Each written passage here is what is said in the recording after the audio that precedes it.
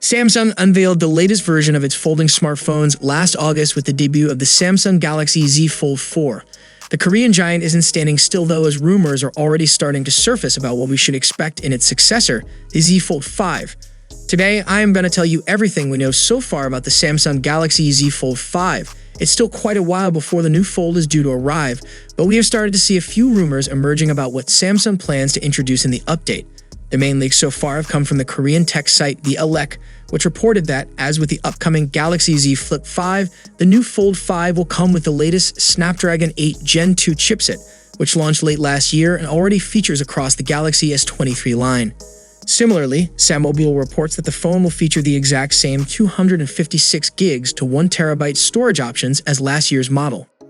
The selfie camera will feature a 12 megapixel sensor, which will be a slight increase from the 10 megapixels when currently on the Fold 4.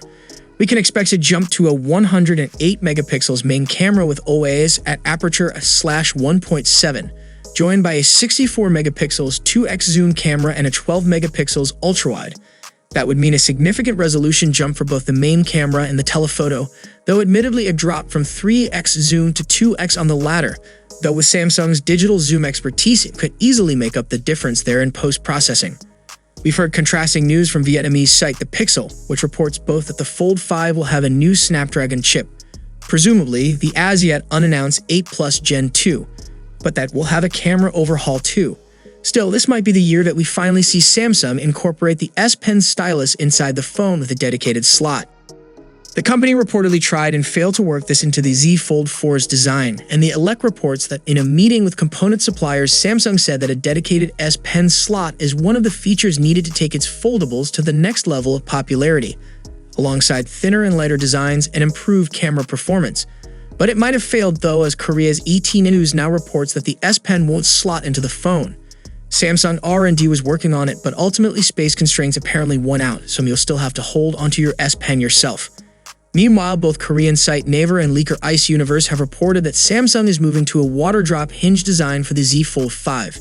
This is the tech now widely used by rivals, which bends the display into a curved droplet shape as it folds, which has 2 impacts. It allows displays to fully close when folded with no gap between, and it reduces the size of the crease when the screen is flat. This has been the Z Fold's main gap with rivals in the last year or two, so this move would help Samsung prove it's still got the lead in foldables. Samsung brought a prototype foldable with a water drop hinge to CES 2023 and shared this shot of the prototype compared to an existing Z Fold 4. This shouldn't be taken as a definitive clue to the design of the Z Fold 5, but does suggest that if Samsung does adopt this updated hinge, it could help it produce a thinner and lighter foldable, in addition to the benefits to the display. Thinner and lighter is exactly what leaker Ice Universe thinks Samsung will deliver. He predicts that the Fold 5 will be 13-14mm thick when closed and weigh 254 grams, down from 15.8mm and 263 grams for the Fold 4. Finally, Ice has also claimed that the Z Fold 5 will once again feature IPX8 water resistance, the same rating as the Fold 4.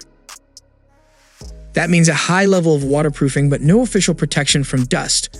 Otherwise, the Fold 5 could share many of the same specs as the Galaxy Z Fold 4, which included a 6.2-inch AMOLED cover display, with the internal folding one being a 7.6-inch AMOLED panel with a 120Hz refresh rate.